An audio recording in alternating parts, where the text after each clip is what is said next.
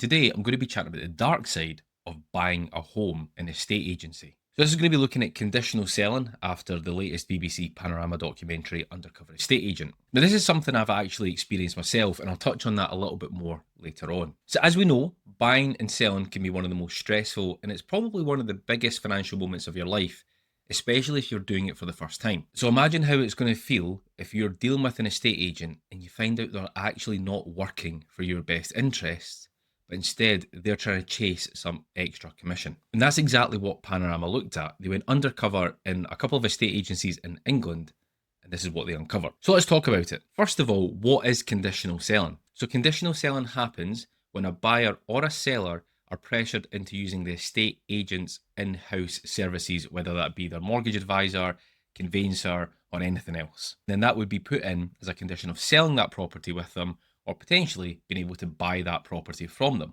So what can this look like? Well, as a buyer, this could be told that you've got a better chance of having your offer accepted if you use their in-house mortgage advisor over using your own mortgage advisor. Again, you could have viewings or offers declined unless you agree to use their in-house solicitor. And another thing they might do is discourage you from getting quotes elsewhere, and they might say that it'll cause a delay to your purchase if you don't use their in-house services. Now, this isn't just poor service. It actually goes against industry code of practice. That says that estate agents must act with fairness, integrity, and with the best interests of both the buyer and the seller. Now, I think the Panorama episode was great. And honestly, if you've ever bought a home or you're thinking of buying a home in the near future, I think you should watch it. And what I'll do is I'll pop a link in the description of this episode. I'm not going to go into the details. You can watch the Panorama episode for that. But what I will do is I'll highlight some of the actual real life events that happened, which highlights just how bad conditional selling is. Now, one of the first ones was that a buyer who was working with his own mortgage advisor went to put an offer in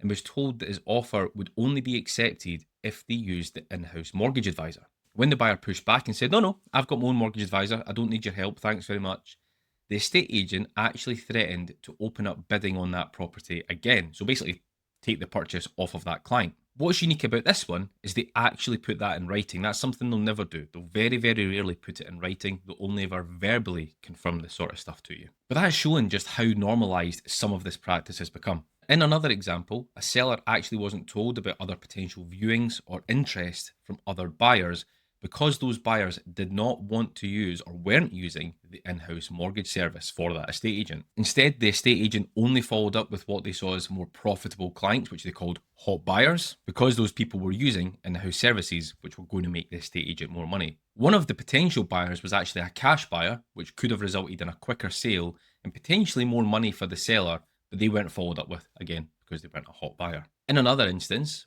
a first-time buyer used the in-house conveyancing service, and then when they were chatting to one of their mates, they found out that they'd actually paid around about £1,000 more using the in-house service than if they'd went and used their own solicitor. They actually go on to say they felt sort of taken advantage of because they were first-time buyers and felt pushed into using that. There were stories about some properties being deliberately overvalued to try and win that instruction, so that is when the estate agent will say, I think your house is worth £500,000, just so they can win the chance to sell the property. They then push the sellers to reduce price within a couple of weeks because obviously they'd overinflated what they thought the house price was worth. One of the twists in this is that seemed to be incentivized. It seemed that the estate agents were actually remunerated or given commission for the price reductions. So it seemed like that behaviour was actually rewarded. And potentially the most worrying one, the most alarming one for me as a mortgage advisor, was the client's confidential financial information was being openly discussed in an office between the estate agent and their in-house mortgage advisor to basically try and sell one of their properties for more to that client.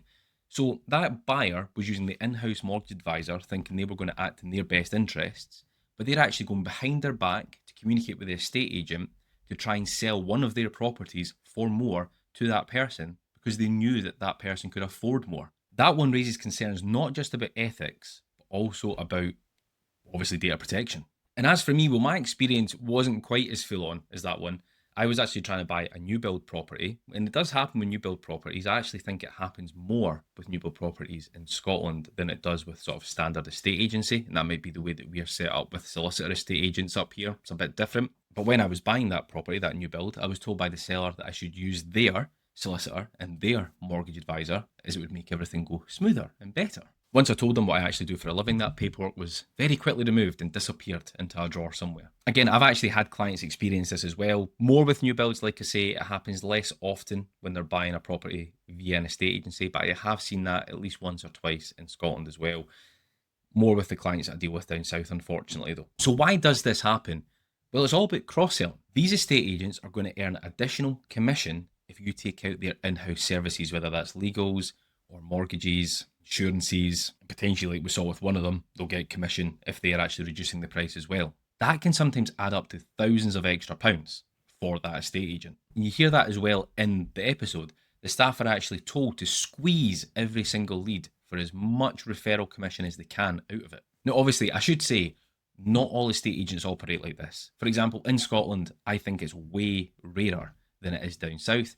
And again, down south, there are hundreds, if not thousands, of independent estate agents that do not do this. They are not going to have that pressure to convert extra sales into extra commission for themselves. So what should buyers and sellers know? Well, you're actually never required to use an in-house solicitor or in-house mortgage advisor or any other in-house service of an estate agent. You have the right to choose who advises you, and that decision should never impact whether or not your offer or your viewing or whatever it is for that property is accepted or declined. If you're a buyer, always get independent quotes. Be wary of anyone that says that you need to use an in-house mortgage advisor. And if you feel like you're being rushed, just pause it.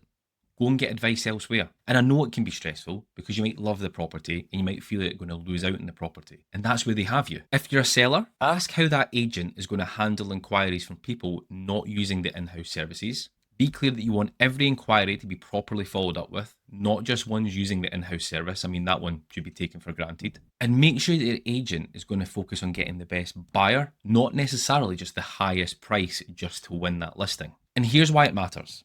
Buying a home or selling a home is an emotional and expensive process. And you're already going to be stressed at the start of this, never mind throughout the process. You need to be comfortable that the professionals you've picked to work with you have got your back and are working with your best interests at heart, not going for commission over the client. Is a mortgage advisor who's sitting in the same office as that estate agent or as that solicitor really going to be impartial, or are they going to work together to get what's best for them over their clients? And that's why working with a regulated mortgage advisor is a must. For example, I'm required to give fair, suitable and transparent advice and work for the best interests of my clients. That advice has to be right for your needs. And I'm not going to benefit based on what home you are selling or what home you choose to buy, because I'm not involved in that really. My job is just to make sure that I get the best mortgage for you. So my final thought on this is that conditional selling may not technically be breaking any laws, but it does raise some serious questions about morals and ethics in this whole process. And it really does tarnish the industry as a whole. So what I would say with this is if something's not feeling right, it's probably not going to be right, is it? And if you're unsure, you need to make sure that you're able to speak to somebody else that you trust that you can get support from, whether that is your actual mortgage advisor,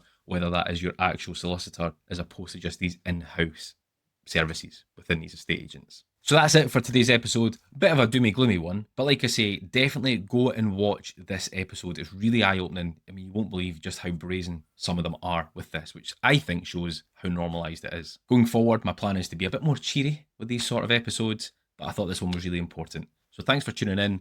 Remember to follow, subscribe, all that sort of stuff, and feel free to leave any comments below. Thanks.